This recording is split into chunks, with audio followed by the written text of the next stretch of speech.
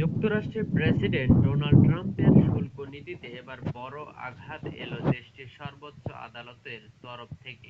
গতকাল এক রায়ে যুক্তরাষ্ট্রের সুপ্রিম কোর্ট বলেছেন, প্রেসিডেন্ট ডোনাল্ড ট্রাম্প যে একের পর এক দেশের ওপর শুল্ক আরোপ করে চলছেন তা তার এখতিয়ার বহির্ভূত।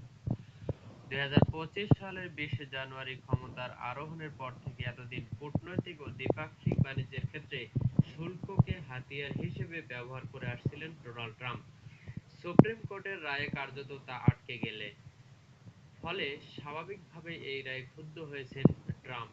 এক প্রতিক্রিয়ায় তিনি বলছেন, সর্বোচ্চ আদালতের এই রায় অবমানজনক। উল্লেখ্য, ২০২৫ সালের ২ এপ্রিল নতুন শুল্ক নীতি ঘোষণা করেন ডোনাল্ড ট্রাম্প। সেই নীতি অনুসারে যুক্তরাষ্ট্রের সঙ্গে বাণিজ্যিক সম্পর্ক আছে এমন সব দেশের ওপর ১০% বেসলাইন শুল্ক আরোপের পাশাপাশি পাল্টাপাল্টি শুল্ক আরোপ করেন তিনি। পরবর্তীতে চীন, ভারত, কানাডা, মেক্সিকো, ব্রাজিল সহ বিভিন্ন দেশের সঙ্গে কূটনৈতিক ও বাণিজ্যিক টানাপোড়েনের সময় পাল্টাপাল্টি শুল্ককে হাতিয়ার হিসেবে ব্যাপকভাবে ব্যবহার করেছেন ট্রাম্প। যুক্তরাষ্ট্রের ইতিহাসে এর আগে কোনো প্রেসিডেন্ট জরুরি অর্থনৈতিক ক্ষমতা এত বেশি মাত্রায় ব্যবহার করেছেন এমন নজির নেই। দুনিয়া জুড়ে আলোড়ন তৈরি করা এই পাল্টা শুল্ক আরোপের ঘোষণার সময় ২ এপ্রিলকে যুক্তরাষ্ট্রের স্বাধীনতা দিবস বলে অভিহিত করেছিলেন। এর মধ্য দিয়ে যুক্তরাষ্ট্র অর্থনৈতিক মুক্তি পাবে বলে দাবি করেছিলেন তিনি। যে আইন ব্যবহার করে ট্রাম্প বিভিন্ন দেশের উপর অতিরিক্ত শুল্ক আরোপ করে চলছেন সেটির নাম ইন্টারন্যাশনাল ইমার্জেন্সি ইকোনমিক পাওয়ার অ্যাক্ট বা আইইইপিএ। ১৯৭৭ সালে প্রণীত এই আইনে বলা হয়েছে, শুল্ক বিষয়ক সিদ্ধান্ত গ্রহণ ও তা আরোপের এখতিয়ার কংগ্রেসের অর্থাৎ মার্কিন পার্লামেন্টের। প্রেসিডেন্টের ক্ষমতা এক্ষেত্রে সীমিত।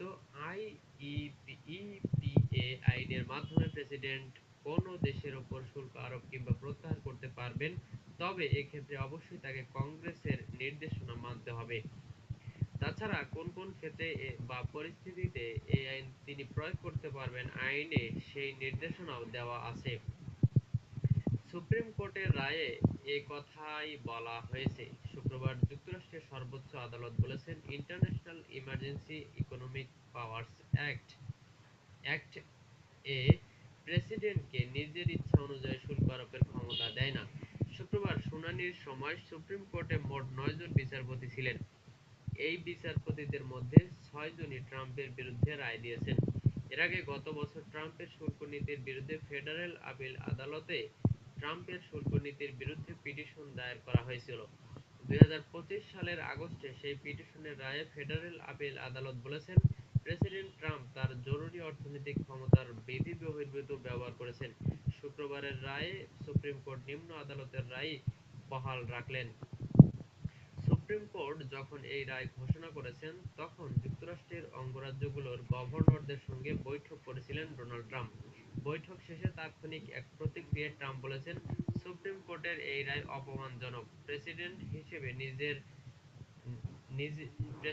হিসেবে দেশের জাতীয় স্বার্থ রক্ষার অধিকার আমার আছে। সূত্র এএফপি।